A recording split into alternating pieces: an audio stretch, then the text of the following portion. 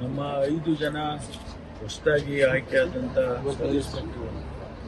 ಅವರು ಬೆಂಗಳೂರು, ಒಬ್ಬರು ಮಾತ್ರ ಮೈಸೂರಿಗೆ ಅಲಾಟ್ ಆಗಿದ್ದು, ಇನ್ನು 4 ಜನ ಬೆಂಗಳೂರು ಸಿಟಿಗೆ ಅಲಾಟ್ ಆಗಿದ್ದಂಥವ್ರು.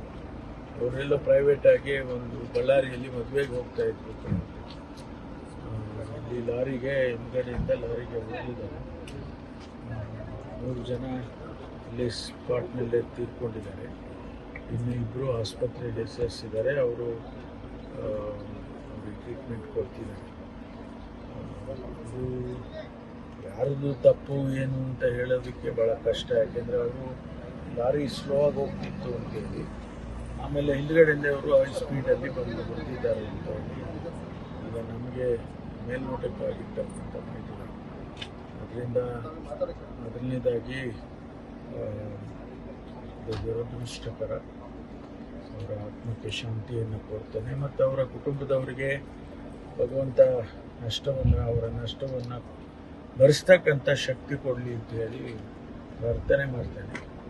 ನಾವು ಸರ್ಕಾರ, ಇಲಾಖೆ ಯಾವ ರೀತಿ ಅವರ ಕುಟುಂಬಕ್ಕೆ ಸಹಾಯ ಮಾಡಬೇಕು ಅವೆಲ್ಲವನ್ನು ಕೂಡ ನಾವು ಮಾಡ್ತೇವೆ.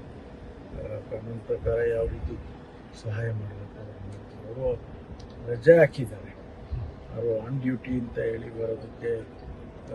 ಬರೋದಿಲ್ಲ ಅಂತ ಹೇಳಿ ಅನಿಸುತ್ತೆ. ಅದನ್ನು ಕೂಡ ನಾವು ವೆರಿಫೈ ಮಾಡ್ತೀವಿ. ಯಾಕೆಂದರೆ ಆನ್ ಡ್ಯೂಟಿಯಲ್ಲಿದ್ದರೆ ಬೇರೆ ಅವರಿಗೆ ಯಾವ ರೀತಿ ಸಹಾಯ ಮಾಡ್ಬೋದು ಇಲಾಖೆಯಲ್ಲಿ. ಆನ್ ಡ್ಯೂಟಿ ಇಲ್ಲ ಅಂತ ಹೇಳಿದ್ರೆ ಯಾವ ರೀತಿ ಮಾಡ್ಬೋದು ಅಂತೇಳಿ ನಾವು ಚರ್ಚೆ ಮಾಡಿ ಏನೆಲ್ಲ ಸಹಾಯ ಮಾಡ್ಬೋದು ಕುಟುಂಬಗಳಿಗೆ. ಯಾಕೆಂದರೆ ಅವರಿನ್ನೂ ಈಗ ತಾನೇ ಸರ್ವಿಸಿಗೆ ಸೇರಿದ್ದಾರೆ. ಮೊನ್ನೆ ತಾನೇ ತಮಗೆ ಗೊತ್ತಿದ್ದಾಗೆ 545 ಸಬ್ ಇನ್ಸ್ಪೆಕ್ಟರ್ಗಳಿಗೆ ರಿಕ್ರೂಟ್ಮೆಂಟ್ ಮಾಡಿ ಮತ್ತು 400 ಜನರಿಗೆ ರಿಕ್ರೂಟ್ಮೆಂಟ್ ಮಾಡಿ ಅವ್ರನ್ನೆಲ್ಲ ಟ್ರೈನಿಂಗ್ ಹಾಕಿ ಈಗ ತಾನೇ ಟ್ರೈನಿಂಗ್ ಮುಗಿಸ್ಕೊಂಡು ಅವರಿಗೆ ಬೆಂಗಳೂರು ಸಿಟಿಗೆ ನೇಮಕ ಮಾಡಿತ್ತು. ಹಾಗಾಗಿ ಅವರು ಇನ್ನು ಫ್ರೆಷರ್ಸ್, ಅವರ ಕುಟುಂಬದವರು ಅವ್ರ ಮೇಲೆ ಅವಲಂಬಿಸಿರ್ತಾರೆ.